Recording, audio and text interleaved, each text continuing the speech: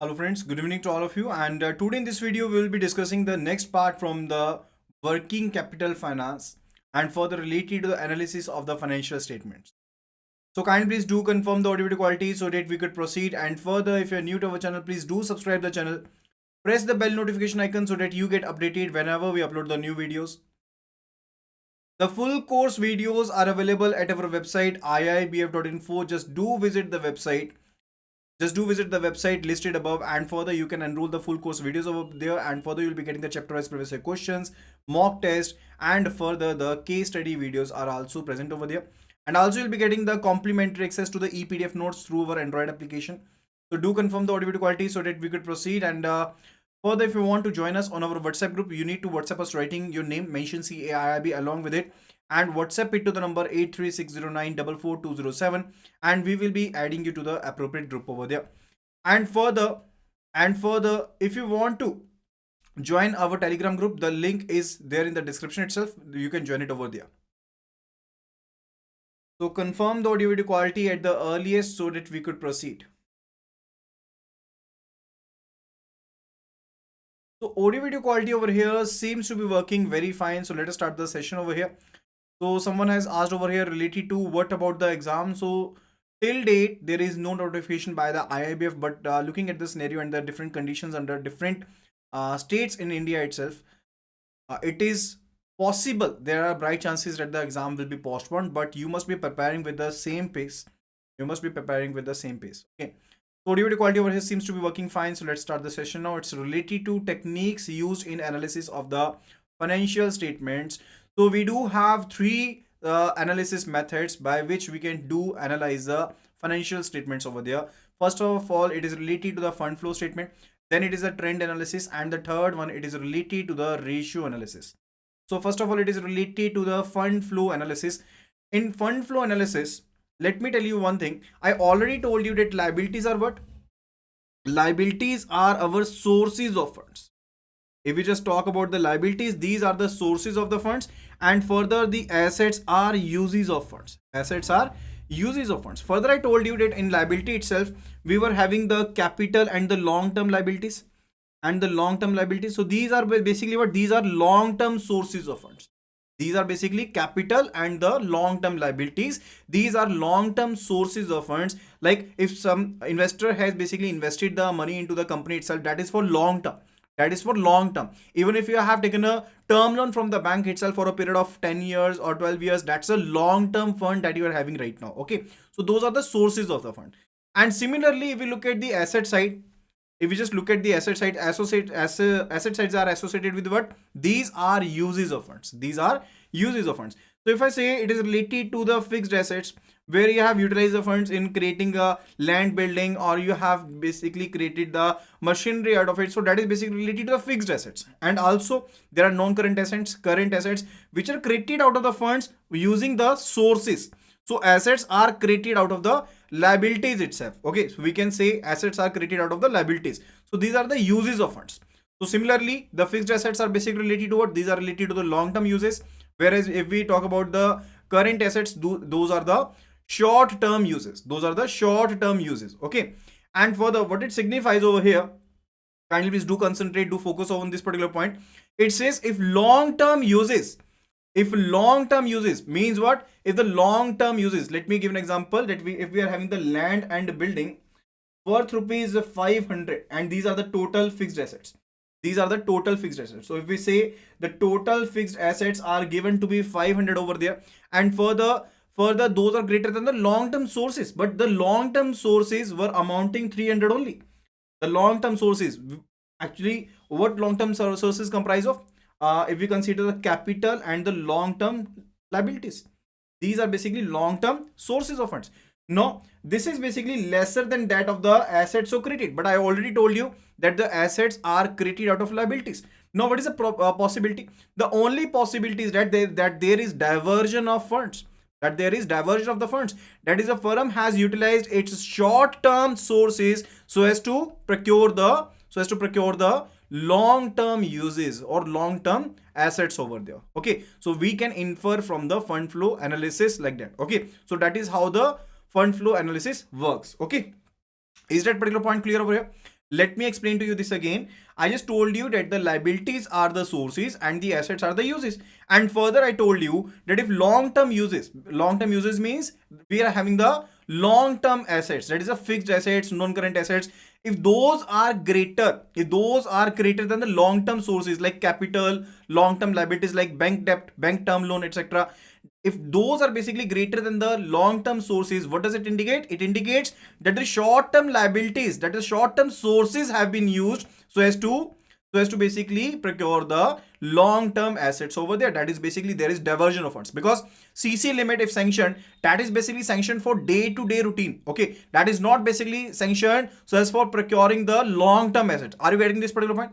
That is basically we can basically get an estimate from the fund flow analysis over there. After that, it is related to the trend analysis. After that, it is related to the trend analysis. Now, when we talk about the trend analysis, in that particular analysis, percentage changes are calculated for the successive years rather than the 2 years. So rather than basically considering 2 years, you basically do consider multiple number of years, and further you check the trend over there. So if we say that we are having the we just take the base year to be 100%.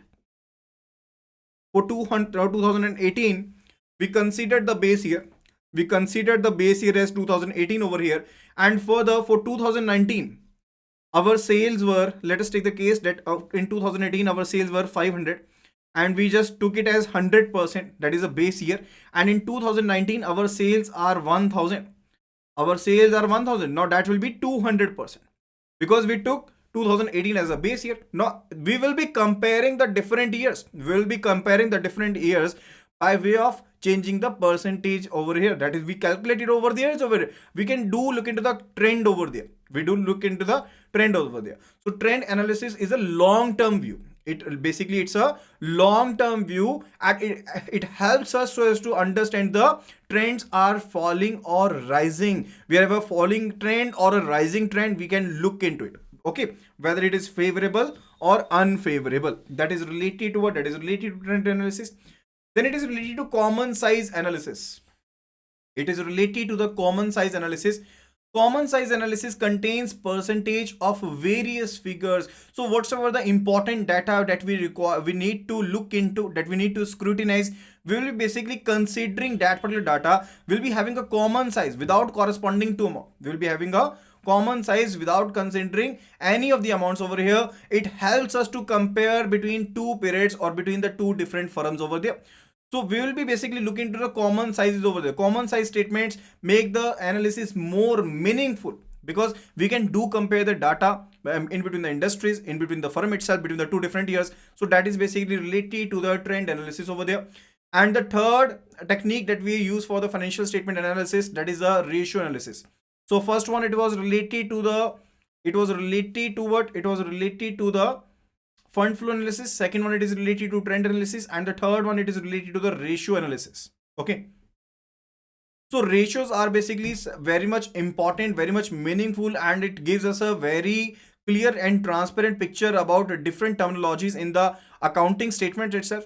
So what are actually ratios itself? If we talk about the percentage, if we talk about the proportions, if we talk about the decimal, that is basically those are representing the ratios over there. And in ratios, actually we can do compare, we can do take the data from the different accounts over there, from different statements over there, and further can get an important data out of it, important information out of it, not data, important information out of it.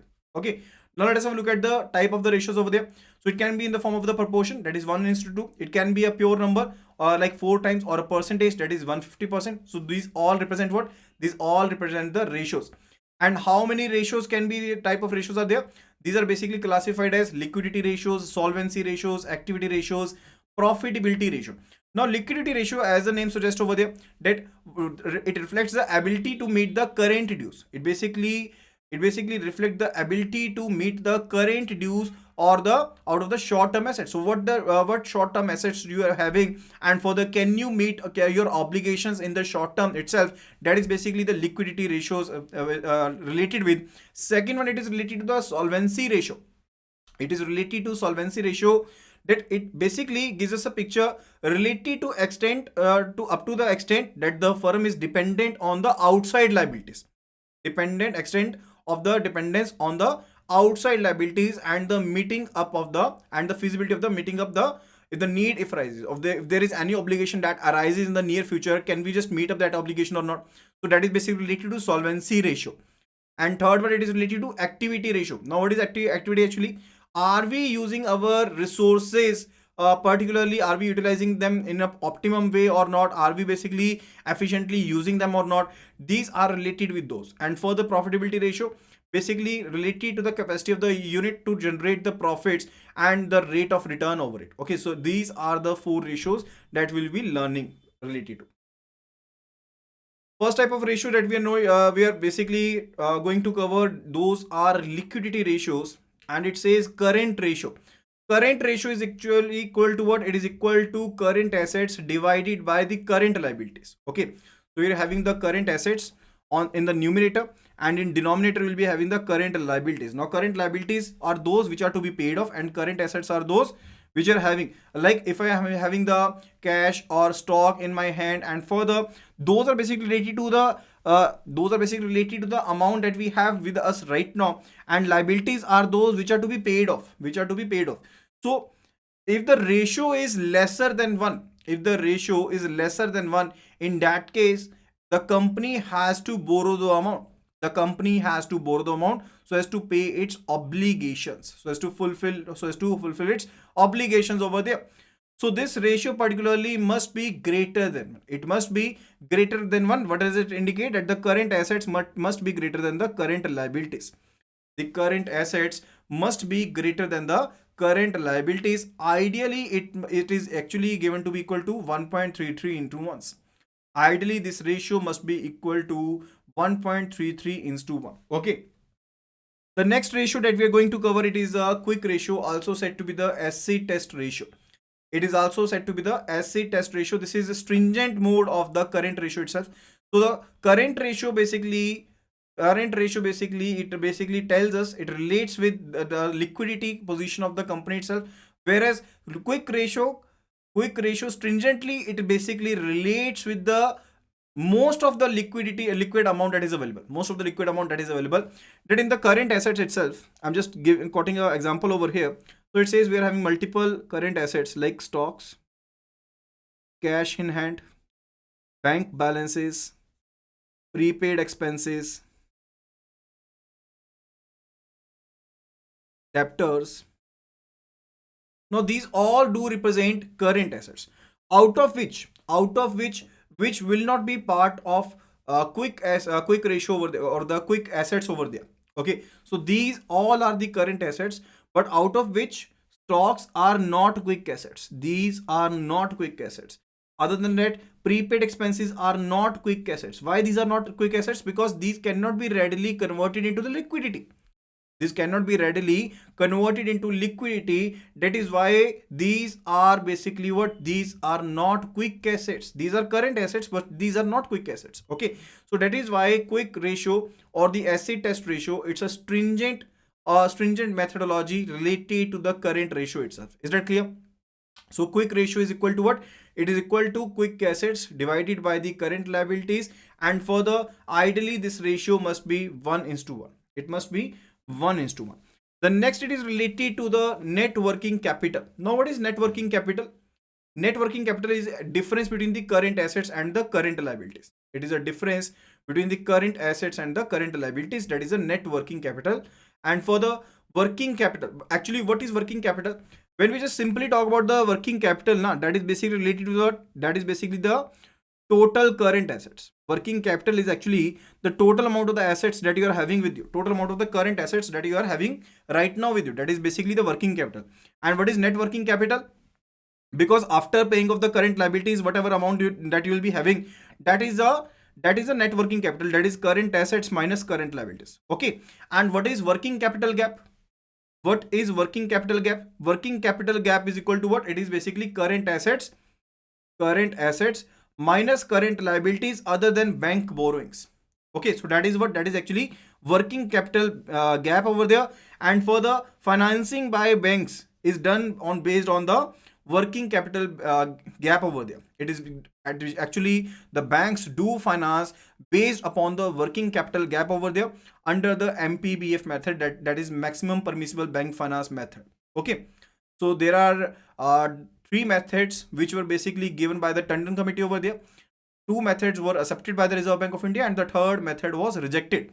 Okay, so under the Tandon committee methods, the working capital gap is a main factor. Based upon that, you basically decide that what amount will be sanctioned to the firm over there.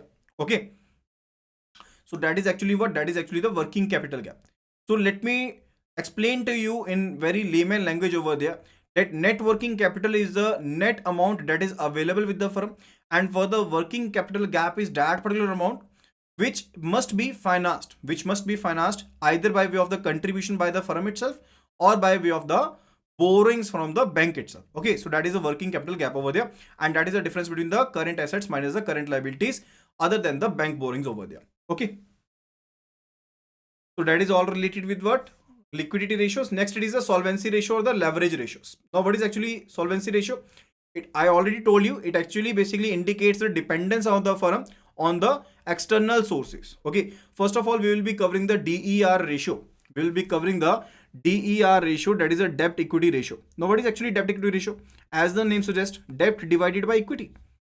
Debt divided by equity. Equity basically indicates what? It basically indicates our own funds. If we just talk about a public limited company over here, if shareholders equity is basically representing what? It basically representing company's own fund. Okay, so if we are having 100 crores in our hand and further we have borrowed, whether it is by way of the commercial borrowing, whether we have borrowed the amount from the bank itself, that is basically the debt part now.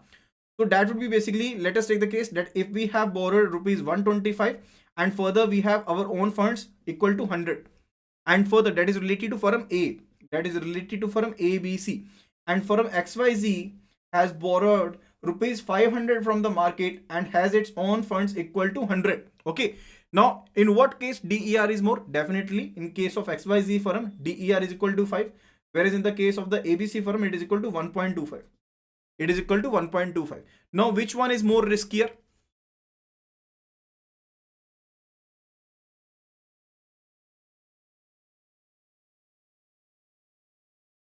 Now which one is more riskier?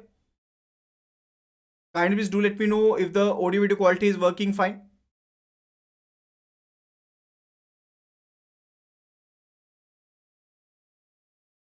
Okay, now which one is more riskier? Definitely the firm XYZ is more riskier as it has borrowed rupees 500 from the market itself and further it is having only and only rupees 100 of its own. Okay, so more is a DER, more riskier it is. Okay, so what is the formula it is related with? The formula is long-term liabilities, that is LTL. The formula is equal to LTL, that is long-term liabilities divided by the tangible net worth.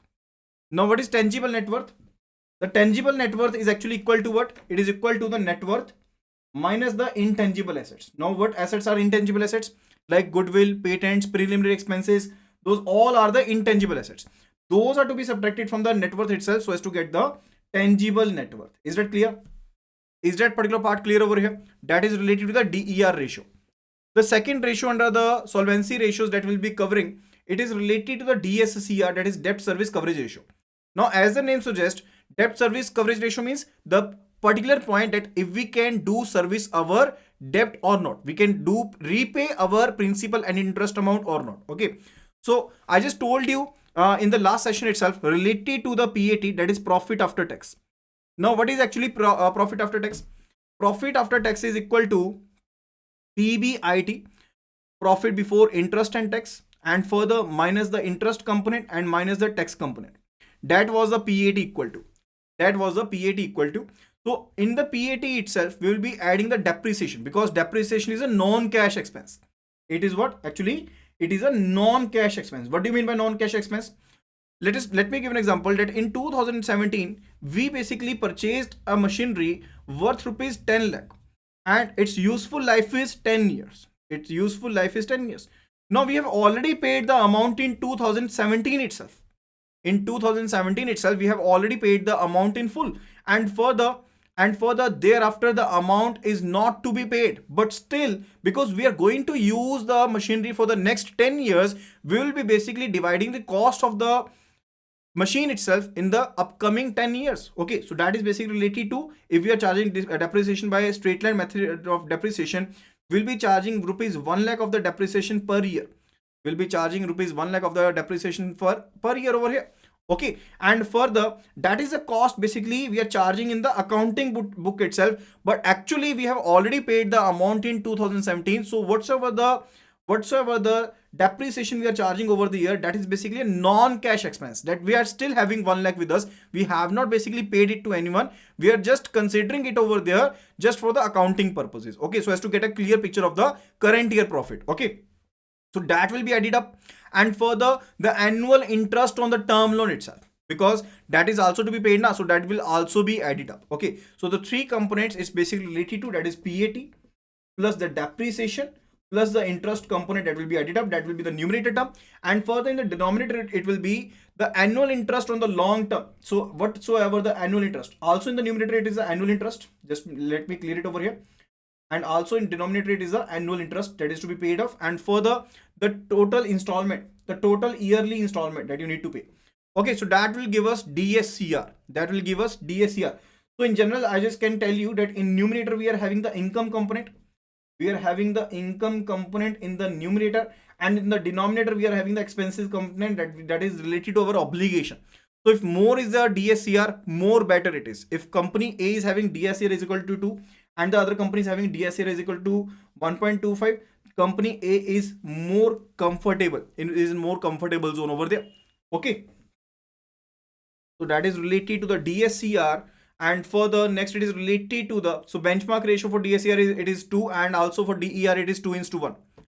Benchmark ratio for DER is equal to 2:1, and for DSCR also it is equal to 2. Next we are going to cover the activity ratios. First ratio, it says it is related with the asset turnover ratio. First ratio, it is the asset turnover ratio, which is basically equal to what? It is equal to net sales divided by the tangible assets. Net sales divided by the tangible assets. Now what are the net sales over there? I just already told you that net sales are equal to the total sales, or gross sales we can say, gross sales minus the excise duty, that is the net sales over there. That is the net sales over there.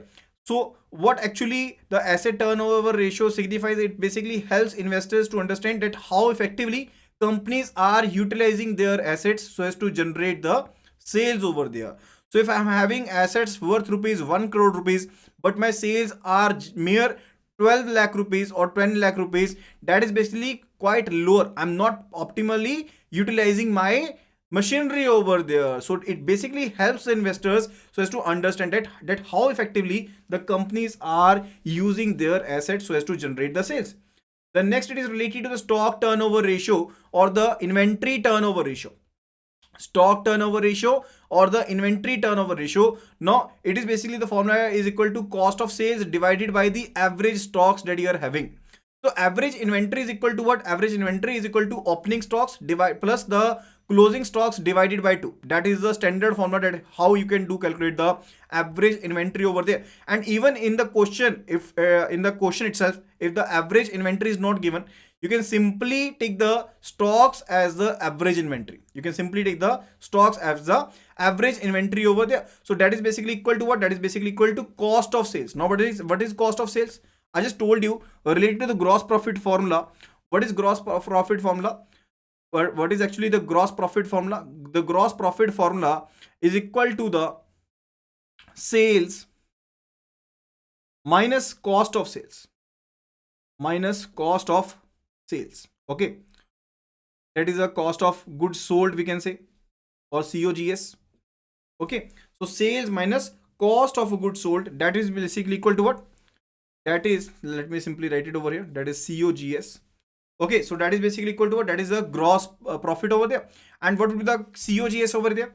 What is the COGS? That is the cost of goods that we have sold. Cost of goods that we have sold. Okay, so that would be equal to what? From this formula we can do imply COGS is equal to sales minus the gross profit. Sales minus the gross profit over there. That is the formula related to the COGS over there. And further, we can do calculate the stock turnover ratio, also said to be the inventory turnover ratio, from this particular formula. And what does this particular formula signifies? What if the firm A is having the stock turnover ratio is equal to 6 and firm B is having the stock turnover ratio is equal to 10? Which firm is performing better? Which firm is performing better? Definitely firm B over here is performing better. Firm B over here is performing better. Isn't it so? Kindly please do let me know at the earliest. So yes, more the stock turnover ratio, more better it is. Why it is better? Because if we are having more sales, let me give an example, that average stocks that you are maintaining, it is 60 and you're having sales equal to 300. Okay, so in that case, your stock turnover ratio would be equal to 5.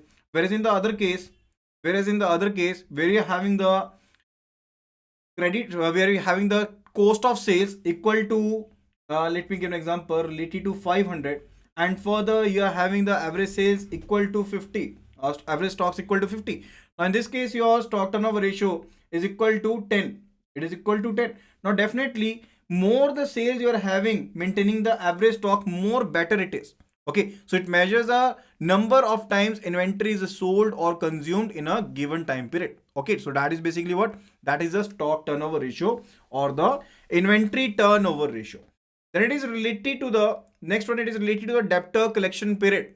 It is related to the debtor collection period. Now debtor collection period is basically signifies that in what time averagely we are basically able to collect over our debts. Okay, so whatsoever the debts which have been extended by the firm itself.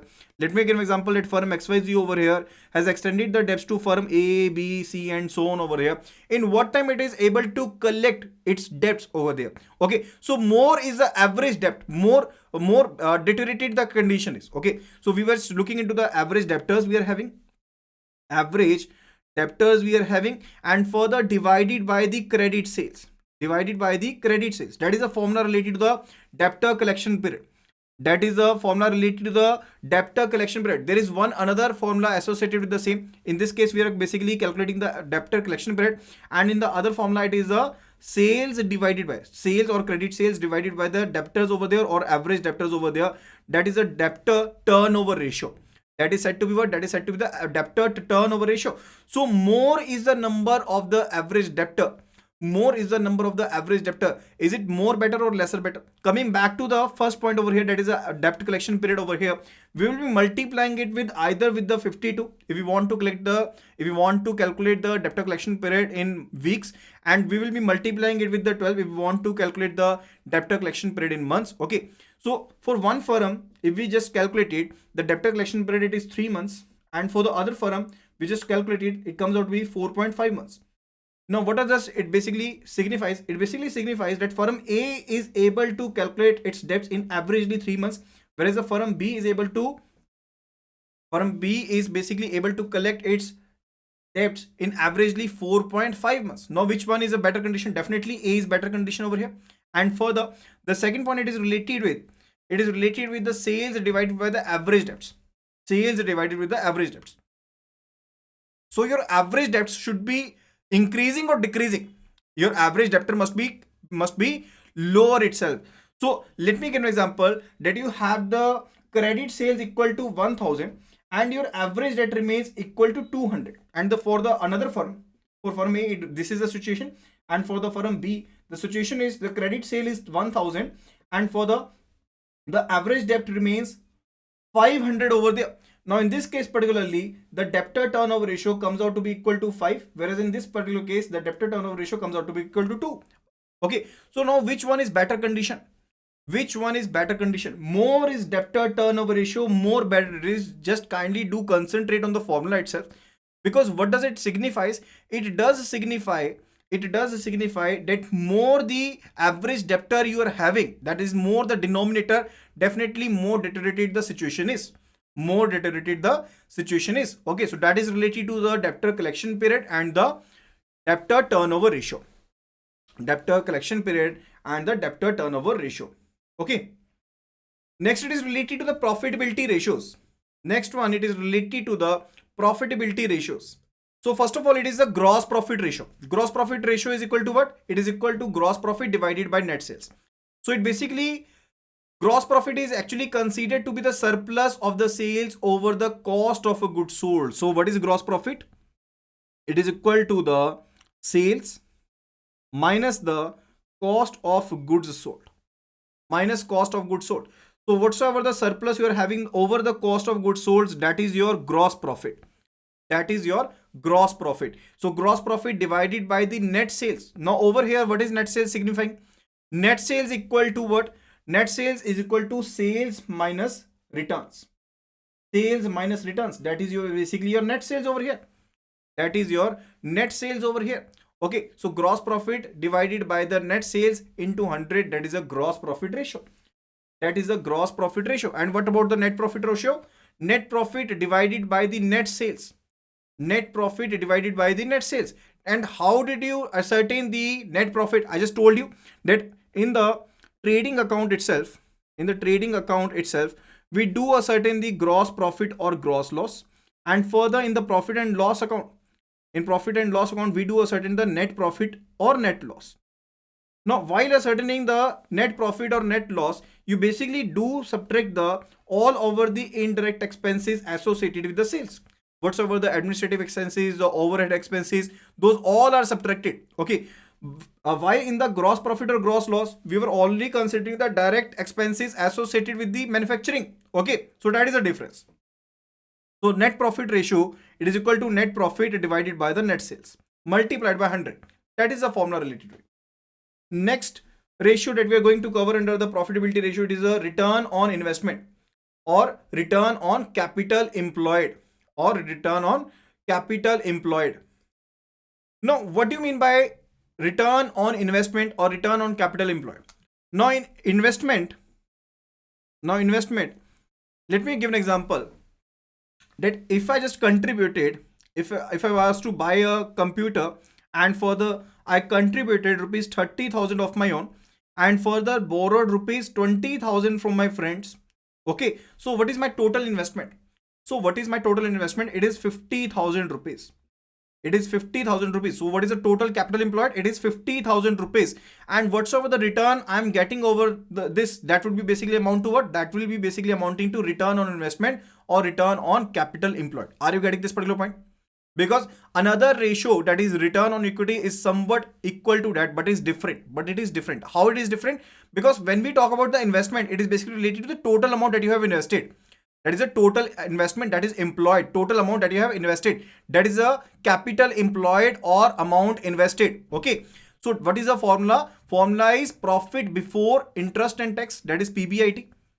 That is profit before interest and tax. That is a return you are getting, divided by the total investment or the capital employed. Capital employed means what? That is equal to tangible net worth plus the long-term liabilities, or we can say outside liabilities. Not long-term liabilities. It will be basically amounting to a outside liability. Whatsoever the amount that you have basically borrowed from the market itself, that is the outside liabilities. That will basically give you what? That is basically the formula related to the ROCE, that is return on capital employed or return on investment itself. Okay. And further, the next one, it is related to the return on equity. Now, in the previous example itself, I just basically invested rupees 30,000 of my own and further borrowed rupees 20,000 from my friends and family. Okay. And further I do invested rupees 50,000. And let me give an example that the return was 5,000 rupees per year. The return was 5,000 per year. Now, basically, in this particular case, the equity, my own investment, my own contribution is 30,000. That is basically related to the equity. Itself. Okay. So I'm earning rupees 5,000 over the equity of 30,000. Okay. So that is basically return on equity. So that is basically equal to return on equity over there. So return on equity is basically equal to the capital employed by ourselves itself. So in that case particularly, we'll be considering net profit divided by the tangible net worth only. Okay. That is basically related to the return on equity. And this is all about the analysis of the financial statements. So that will be all related to this particular video. I hope that you must have liked the video. So kindly please do like the video and further do read the video, that how did you like the video, and further if you want to enroll, just do visit the website iibf.info and start preparing for the same, where you will be getting the full course videos, chapter wise previous questions, mock test and case studies, and further the ePDF notes are provided to you complimentary through our Android application. So do enroll right now and start preparing for the same. And if you want to join us on our WhatsApp group, you have to WhatsApp us writing your name, mention CAIIB along with it, and WhatsApp it to the number 83609444207. We will be adding you to the appropriate group over there.